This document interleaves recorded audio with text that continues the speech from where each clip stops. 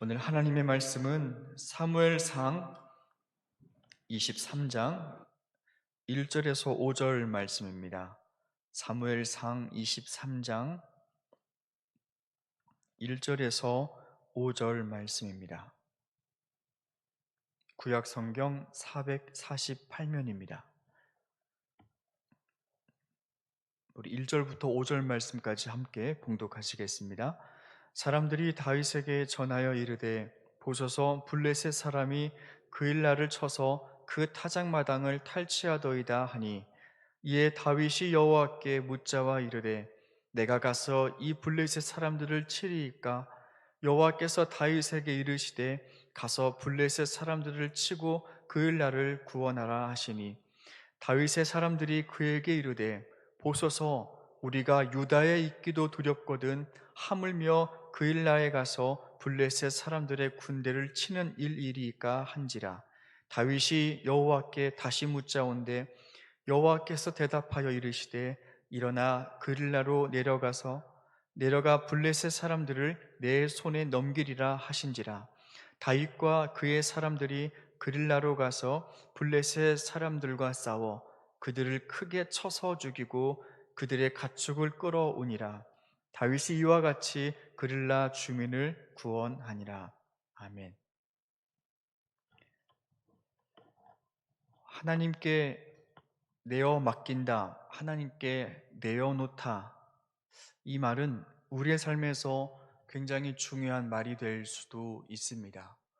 우리가 돈을 은행에 맡기든 아니면 어떠한 짐을 보관소에 맡기든 우리가 그것을 맡긴 후로부터는 그것에 대한 분실의 책임이 우리에게 있지 않습니다. 맡는 이에게 그 모든 것에 책임이 있습니다. 우리 인생도 이와 마찬가지입니다. 우리 인생을 우리가 주도하고 우리가 모든 것을 다 핸들링 하다가 손해보고 잃어버리면 그 책임은 우리에게 있습니다. 그런데 만일 우리가 우리 인생도 하나님께 온전히 내어 맡길 수만 있다면, 그리고 우리가 우리 인생을 하나님께 온전히 내어 드린다면, 우리가 손해를 보든 시험에 빠지든 아니면 슬픔을 경험하든 그 모든 책임과 회복은 하나님께 있다라는 것입니다. 그래서 하나님께 내어 맡긴다라는 것은 우리 인생에서 매우 중요한 일입니다.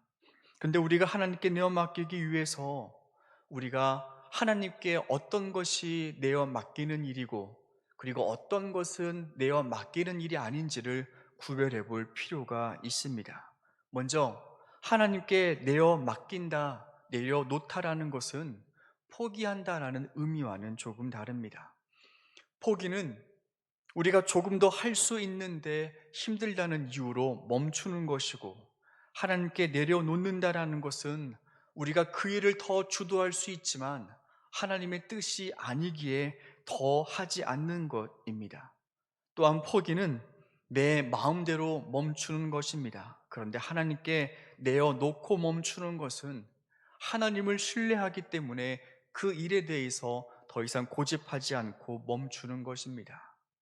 이 일이 내가 과연 포기한 것인가, 하나님께 내려놓은 것인가, 그것을 알 수 있는 중요한 차이가 있습니다. 포기는 나에게서부터 비롯되어지는 것이기 때문에 포기 끝에는 절망이 남습니다. 그런데 그 일을 내어놓았다, 하나님께 내어 맡겼다라는 것은 하나님을 신뢰하기 때문에 시작된 일이기 때문에 그 일을 내려놓은 후에 마음 가운데 소망이 생겨납니다. 두 번째로 내려놓는다는 것은 내가 할 수 있는 것에 대한 최선을 다하고 그 결과를 하나님께 맡기는 것입니다.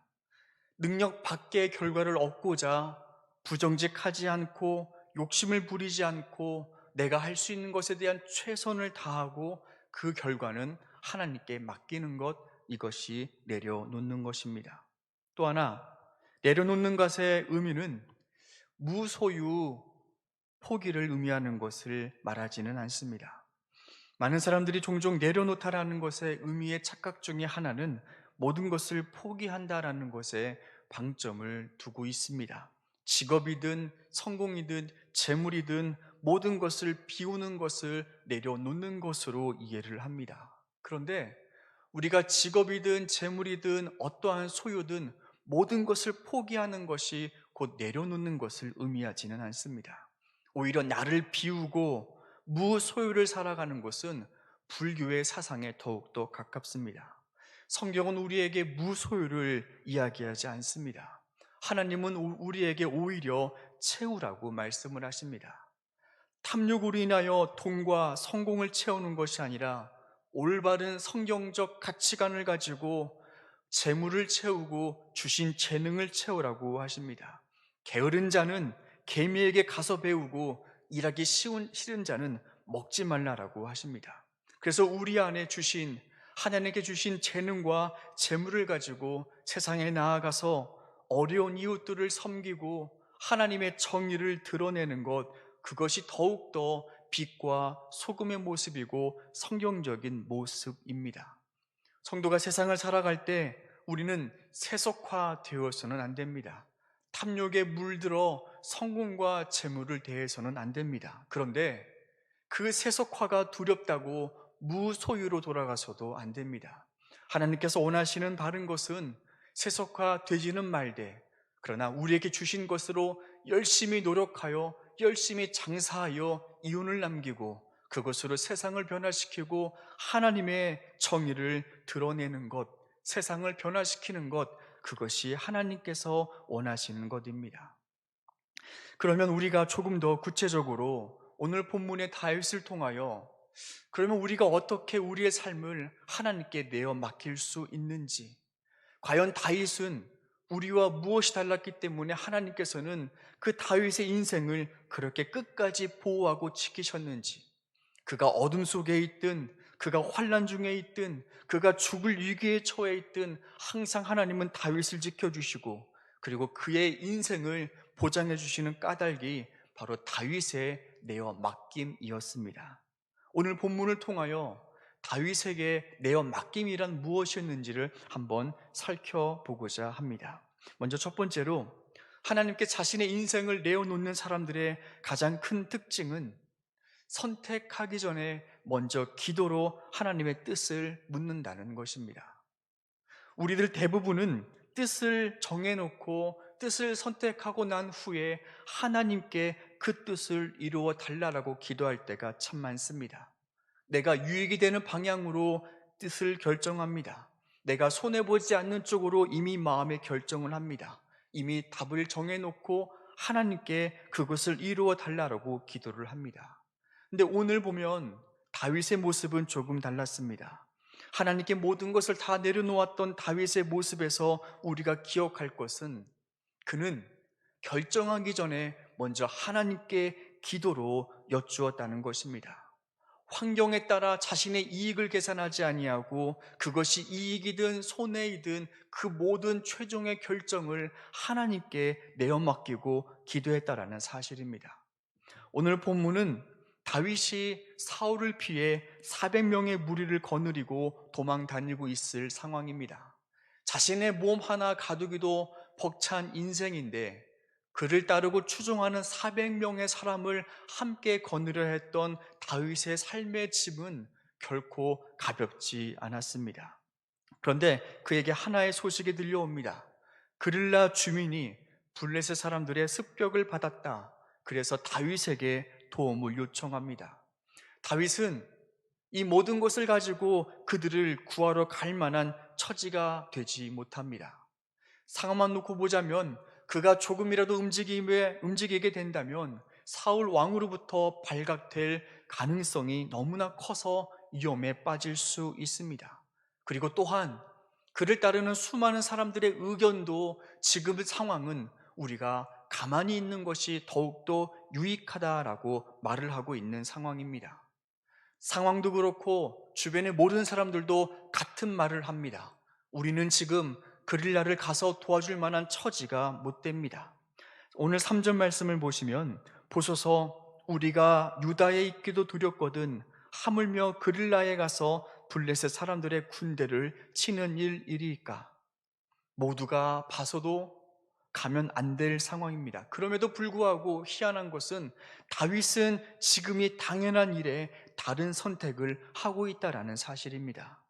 보이는 상황에 따라 선택하지 않고 자신의 유불리를 계산하지 아니하고 다윗은 어떤 일을 선택하기 전에 먼저 하나님께 기도로 나아갑니다. 2절 말씀입니다. 다윗이 여호와께 묻자와 이르되 여호와께서 다윗에게 이르시되 블레셋을 치고 그릴라를 구원하라. 다윗의 인생에서 가부의 결정은 먼저 하나님께 기도하고 난 후에 그리고 모든 것을 결정한다라는 것입니다. 다윗이 하나님의 뜻을 백성에게 알립니다. 그럼에도 불구하고 두려워하고 있는 백성은 그의 의견에 반대합니다. 다윗의 마음이 흔들렸습니다. 다윗은 또다시 4절에서 기도합니다. 다윗이 여호와께 묻자 온대. 다윗은 모든 일을 하기 전에 하나님께 기도로 판단합니다. 우리가 기도하지 않는다면 어떤 일이 벌어지냐면, 우리가 기도하지 않는다면 우리는 눈에 보이는 상황만으로 모든 것을 선택하고 따라갑니다. 눈에 보이게 유익하면 그것이 하나님의 길이라 생각하고, 눈에 보이기에 손해 보이면 그것은 하나님의 뜻이 아니라고 생각합니다. 근데 우리가, 성도가 하늘과 땅을 살아가는 입장에서 영적인 존재임을 우리가 잊지 않으면서 잊지 말아야 될 중요한 사실은, 보기에 넓은 문, 보기에 좋은 문이지만 그러나 그 길은 멸망의 문으로 가는 길이 있고, 보기에는 좁은 문이고 고생의 문인데 그 길은 생명의 길로 가는 길이 있다라는 사실입니다. 예수님께서도 말씀하시지만 로마서 8장에서도 한 번 더 이렇게 말씀하십니다. 육신을 따르는 자는 육신의 일을, 영을 따르는 자는 영의 일을 생각하나니 육신의 생각은 사망이요 영의 생각은 생명과 평안이니라. 우리가 이것을 분별할 수 있는 유일한 길은 우리가 영적인 존재가 되어 하나님께 먼저 그 길을 묻는 것, 우리의 육신으로 모든 것을 판단하지 않고 기도로 묻는 것이 바로 이 영의 길을 살아가는 방법입니다.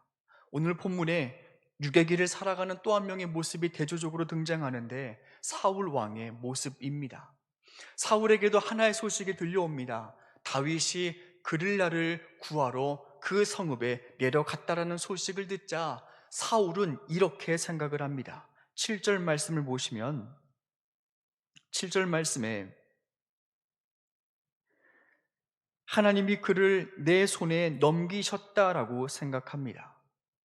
하나님은 다윗을 사울의 손에 넘긴 적이 한 번도 없습니다. 오히려 사울의 모든 손에서 다윗을 보호하고 계셨지만, 기도하지 않았던 사울은, 하나님을 바라보는 눈이 없었던 사울은 자기의 멋대로 하나님의 뜻을 해석합니다. 자신에게 전개가 유리하게 펼쳐지자, 자신에게 상황이 유리하게 진행되자 이것이 하나님의 뜻이라고 생각합니다. 우리가 기도를 하지 않으면 우리의 판단은 즉흥적일 수밖에 없고 육체적일 수밖에 없고 하나님의 뜻을 자기의 멋대로 왜곡하는 어리석음을 범할 수밖에 없습니다. 그래서 우리는 모든 순간에 기도하는 것이 하나님께 내어맡기는 첫 번째의 기름을 알아야 합니다. 두 번째, 하나님께 내어맡기는 사람의 특징은 그의 삶에 복수가 없다라는 사실입니다. 다윗의 인생에서 가장 큰 지혜는, 다윗에게는 수없이 많은 적들이 있었지만 그는 복수하지 않는 삶을 살았다는 것입니다. 다윗에게 복수하지 않는 두 가지 원칙이 있었습니다. 첫 번째, 다윗은 자신의 가족에게 복수하지 않았습니다. 자신과 같은 신앙을 가진 사람들과는 싸우지 않았습니다. 다윗의 적은 사울왕이었고 후에는 그의 아들 압살롬이 그의 대적이 됩니다. 사울은 정말 끈질기게 다윗을 쫓아다니면서 다윗을 죽이려고 하지만 다윗에게는 그 사울에게 복수할 기회가 여러 번 있지만 다윗은 결코 같은 신앙을 가진 그에게 복수하지 않습니다. 다윗은 이렇게 말합니다. 기름 부음 받은 내 주를 치는 것은 여호와께 금하시는 것이니 그는 여호와께 기름 부음 받은 자가 됨이라. 다윗이 두려웠던 것은 사울이 두려워서가 아닙니다. 그에게 기름을 부으시고 그를 왕으로 세우셨던 하나님의 권위가, 하나님의 흔적이 그에게 머물렀기 때문에, 하나님이 두려웠기 때문에 다윗은 사울에게 복수하지 않았던 것입니다. 우리가 이곳에서 중요하게 알아야 될 것이 있습니다. 성도 간에도 이러한 지혜가 필요합니다. 내가 하나님의 영이 나와 함께 한다면 그 사람에게도 하나님의 영이 함께 한다는 사실을 우리가 잊으면 안 됩니다. 내가 하나님이 거하시는 성전이라면 역시 그도 하나님이 거하시는 거룩한 성전임을 잊지 말아야 합니다. 그가 무서워서가 아닙니다. 그의 힘이 대단해서가 아닙니다. 우리가 성도에게 복수하지 않아야 될 까닭은 바로 그에게도 하나님의 영이 머물고 그가 하나님의 성전이기 때문에 성도를 비방하고 성도에게 복수하는 것을 우리는 금해야 합니다. 가족에게도 역시 마찬가지입니다. 가족은 우리가 사랑해야 할 대상이지 함께 다투고 싸워야 될 대상이 아닙니다. 또 하나, 다윗이 복수하지 않았던 원칙 또 하나가 있습니다. 다윗은 자기 자신을 위해서는 결코 복수하지 않았다는 사실입니다. 다윗에게는 정말 수없이 많은 적들이 시시각각으로 끊임없이 몰려옵니다. 근데 중요한 것은 그 수많은 적들에게 다윗은 자신을 비방했다고 어느 누구에게도 찾아가서 복수했다는 기록이 없었다는 것입니다. 그러면 다윗은 누구와 싸웠을까요? 다윗은 자신을 비방했던 자와 싸우지 않았습니다. 다윗이 싸웠던 유일한 자들은 하나님을 비방하고 하나님을 욕되게 하는 자들이라면 다윗은 자신의 목숨을 걸고 끝까지 그와 싸웠다는 것이 다윗의 복수의 철칙이었습니다. 우리는 반대로 살아갑니다. 하나님의 이름이 땅에 떨어지든 나의 부정직함으로 인하여 하나님의 이름이 욕을 먹든 상관하지 않습니다. 대신 내 이름을 누가 모욕했다면, 누가 나를 비방했다면 우리는 그 사람과 끝까지 싸웁니다. 온 힘을 다하여 싸웁니다. 근데 다윗은 우리와 반대로 살아갔습니다. 자신을 비방하거나 자신을 물어뜯어도 다윗은 그에게 복수하지 않았고, 오직 그가 복수했던 유일한 상대는, 그가 싸웠던 유일한 상대는 하나님의 이름을 더럽혔던 사람, 하나님을 비방했던 그 모든 일과는 다윗은 싸웠다는 것입니다. 다윗은 모든 순간에, 복수하고 싶은 순간에 하나님을 찾아갑니다. 하나님을 찾아가서 다윗은 하나님께 기도합니다. 하나님, 저는 복수하기 싫습니다. 하나님께서 대신 싸워 주십시오. 다윗은 복수하고 싶었던 모든 사람들에게 복수하지 아니하고 하나님께 마음을 토로합니다. 혹 내가 잘못한 것이 있을 수도 있기에 모든 것을 가장 잘 아시고 모든 것을 가장 정확히 판단하시는 하나님께 모든 것을 다 내어 맡깁니다. 다윗은 수많은 원수들을 경험했지만 그의 인생이 복수와 증오에 매어 살지 않았던 까닭은 그가 하나님께 모든 복수를 의뢰했던 사람이었기 때문입니다. 다윗에게 우리가 배워야 될 중요한 사실이 있습니다. 다윗은 시편 56편 4절에서 이렇게 말씀합니다. 내가 하나님을 의지하였은즉 두려워 아니하리니 혈육을 가진 자가 내게 어찌하리요. 하나님께 피한다면, 내가 그에게 복수하지 않고 하나님께 피하면 그 누구도 나를 건들 수 없다라는 것을 다윗은 알았습니다. 또한 이어서 9절에서는 이렇게 기도합니다. 나의 눈물을 주의 병에 담으소서. 하나님이 내 편이심을 내가 아나이다. 복수를 멈추고 하나님께 피한 자, 하나님은 그 사람의 편이 되어주신다는 이 중요한 사실을 다윗이 깨달았던 것입니다. 그래서 다윗은 사람에게 복수하지 않습니다. 자기를 위해서 싸우지 않습니다. 하나님의 편에 섰습니다. 하나님의 편에 서면 혈육을 가진 자가 내게 어찌할 수 없다. 복수를 멈추고 하나님께 피한 사람, 하나님은 그의 편이 되어주신다. 다윗에게는 이 두 가지 확신이 있었기 때문에 그는 모든 순간을 하나님께 내어 맡깁니다. 세 번째로, 하나님께서 자신의 삶을 붙들어주는 사람, 자신의 삶을 하나님께 내어놓는 사람의 중요한 특징이 있습니다. 그것은 하나님의 일은 내가 하고 내가 할 일은 하나님께 맡긴다는 것입니다. 오늘 본문에서 가장 중요한 메시지가 이것입니다. 하나님은 다윗에게 가서 그릴라 주민을 구원하라라고 말씀하십니다. 지금 다윗은 그럴 처지가 전혀 되지 못합니다. 사울이라는 거대한 짐덩어리가 자신의 머리와 어깨를 짓누르고 있습니다. 그 사울 때문에 다윗은 꼼짝도 할 수 없는 상황입니다. 남을 돌볼 겨른도 없습니다. 그럼에도 불구하고 하나님은 다윗에게 이렇게 말씀하십니다. 가서 그릴라 주민을 구원하라. 하나님께서 이렇게 말씀하시는 까닭이 있습니다. 하나님의 은혜에는 우리가 알아야 될 중요한 특징이 하나 있습니다. 하나님의 긍휼을 흘려보낸 자들에게 임한다라는 사실입니다. 하나님의 긍휼을 흘려보고 있는 자들에게 임하는 것이 하나님의 은혜의 특징입니다. 긍휼히 여기는 자는 복이 있나니 저들이 긍휼히 여김을 받을 것이며, 다윗은 이 하나님의 법칙을 알았습니다. 어차피 사울 왕을 피해 도망하는 것은 자신의 힘과 능력으로는 도저히 한계가 있습니다. 그것은 하나님이 도와주셔야 될 문제임을 다윗은 알았습니다. 내가 감당할 수 없는 문제, 하나님께 내어 맡기는 것입니다. 그 대신 우리는 가만히 있으면 되는 것이냐? 그렇지가 않습니다. 하나님은 우리가 감당할 수 없는 그 문제를 하나님께 맡기고 대신 네가 할 수 있는 일을 하라고 말씀하십니다. 그 일이 무엇이냐? 바로 블레셋의 게릴라 그 군사들을 가서 쳐 부수는 것은 다윗이 할 수 있는 일이었습니다. 그래서 하나님은 다윗에게 그 일을 명령하신 것입니다. 오늘 본문의 5절 말씀 보시면 다윗이 이와 같이 그릴라 주민을 구원하니라. 하나님의 말씀대로 가서 구했던 다윗은 그릴라 주민을 구원합니다. 이와 비교적인 구절이 바로 14절입니다. 14절 보시면 하나님이 그를 그의 손에 넘기지 아니하시니라. 다윗이 하나님의 명령을 준행하자 하나님은 다윗을 사울의 손에서 보호하시는 것을 우리가 알 수 있습니다. 이것이 우리가 감당하지 못할 삶의 무거운 짐을 낑낑대고 있는 우리에게 필요한 지혜입니다. 내 무거운 짐은 하나님께 맡기고 대신 내가 할 수 있는 일을 하나님께 하는 것. 삶의 무거운 짐을 만났거든 해결할 수 없는 문제를 만났을 때 기도하는 것도 매우 중요합니다. 근데 또 하나 기도하는 것만큼 못지않게 중요한 것이 있습니다.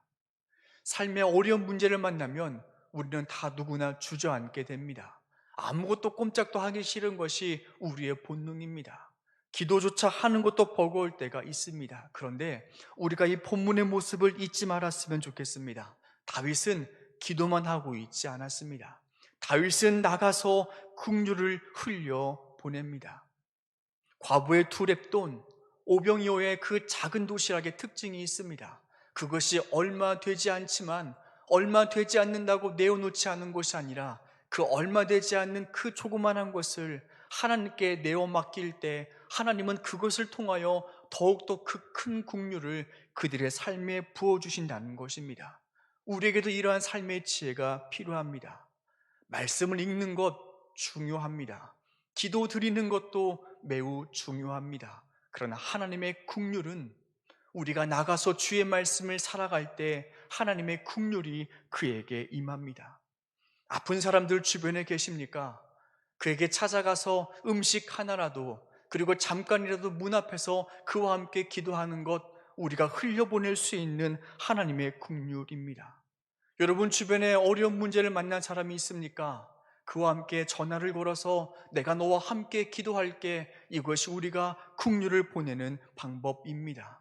우리가 할 수 있는 일이 이렇게 있음에도 불구하고 말씀을 묵상하고 기도하고 개인 경건을 살아가는 그 사람, 물론 하나님의 은혜는 있겠지만 그러나 감당하지 못할 일을 만났을 때 그 일을 감당케 하시는 하나님의 긍휼이 그에게 흐르지 않을 수도 있습니다. 예수님 말씀하십니다. 긍휼히 여기는 자는 복이 있나니 저들이 긍휼히 여김을 받을 것이며, 누구든지 제자의 이름으로 이 작은 자 중 하나에게 냉수 한 그릇이라도 주는 자는 결탄코 상을 잃지 아니하리라. 가난한 자를 불쌍히 여기는 것은 여호와께 꾸어드리는 것이니 그의 선행을 갚아 주시니라. 우리가 지금 이 순간에 우리의 삶의 문제도 버겁고 힘들 수 있습니다. 나의 경제 문제도 참 버겁고 나의 건강의 문제, 자녀의 문제도 참 버겁습니다. 그러나 앉아만 있는 것은 옳은 방법이 아닙니다. 오늘 하나님은 다윗에게 말씀하십니다. 그 짐 내가 해결해 줄게. 나에게 맡기고 너는 가서 저 민족들을 대신 구원해 줄래? 이 일을 통하여 하나님은 다윗의 인생 가운데 하나님의 보호하심으로 그를 지키시고 인도해 주시는 것을 우리가 본문을 통해 볼 수 있습니다. 이것이 자신의 인생을 하나님께 내어 맡겼던 다윗의 인생입니다. 우리에게도 이 세 가지 것을 배워가는 삶이 있었으면 좋겠습니다.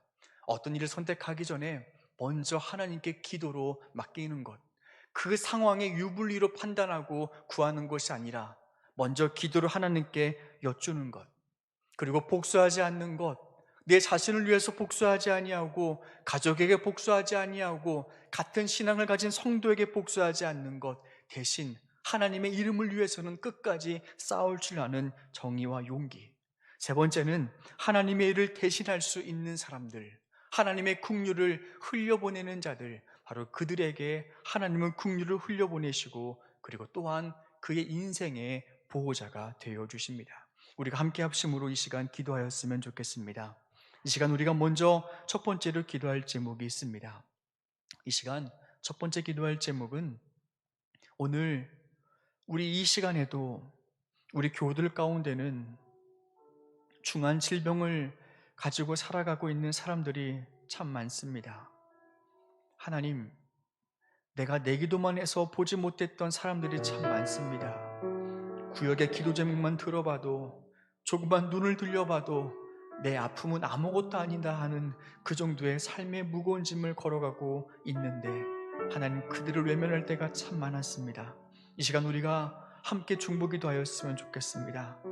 무거운 질병에 신음하고 있는 사람들, 경제적인 문제에 감당하기 벅찬 상황에 있는 사람들, 가정이 깨어질 위기에 있거나 자녀의 문제로 신음하고 있는 사람들, 하나님, 내가 그 사람들을 알고 있습니다. 내가 그들에게 찾아가서 주의 긍휼을 흘려보내는 자들 되게 하여 주옵소서. 이 시간 함께 합심으로 기도하겠습니다.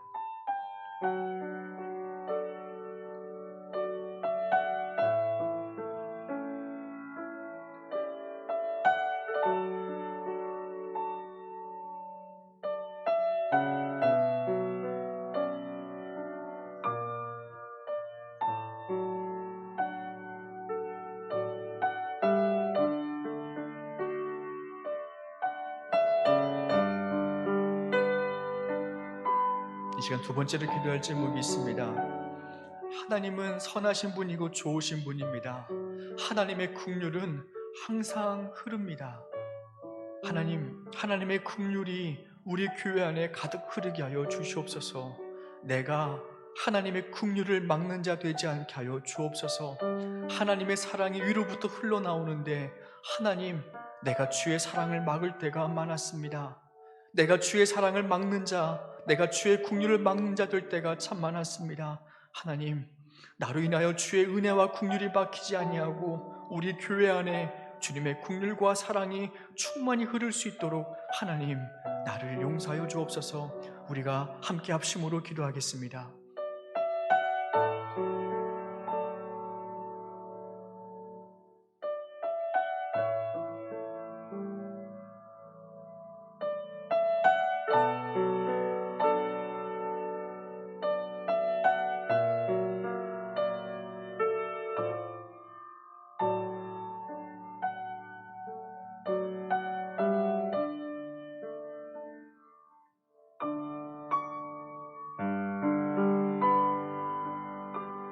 하나님, 오늘 우리가 잠시나마 기도합니다. 하나님, 나의 삶의 진도 버거운 것이 사실입니다. 나에게도 도저히 내 능력으로 감당할 수 없는 문제들이 있습니다. 하나님, 그것 때문에 짓눌려서 기도가 막히고 그것 때문에 짓눌려서 남을 돌아볼 겨를 없이 살아갔던 것이 우리의 어리석고 연약한 믿음이었습니다. 하나님, 오늘 다윗을 통하여 우리에게 말씀하신 바 감당할 수 없는 짐은 주께 내어 맡기고 우리가 할 수 있는 일을 찾아 주의 사랑과 긍휼을 흘려보내는 자들 되게 하여 주시옵소서. 하나님께 우리의 인생을 내어 맡기고 살아가는 우리 모두가 되게 하여 주시옵소서. 예수님의 이름으로 기도드립니다. 아멘. 주님의 기도를 함께 드리겠습니다. 하늘에 계신 우리 아버지, 아버지의 이름을 거룩하게 하시며 아버지의 나라가 오게 하시며 아버지의 뜻이 하늘에서와 같이 땅에서도 이루어지게 하소서. 오늘 우리에게 일용할 양식을 주시고 우리가 우리에게 잘못한 사람을 용서하여 준 것 같이 우리 죄를 용서하여 주시고 우리를 시험에 빠지지 않게 하시고 악에서 구하소서. 나라와 권능과 영광이 영원히 아버지의 것입니다. 아멘.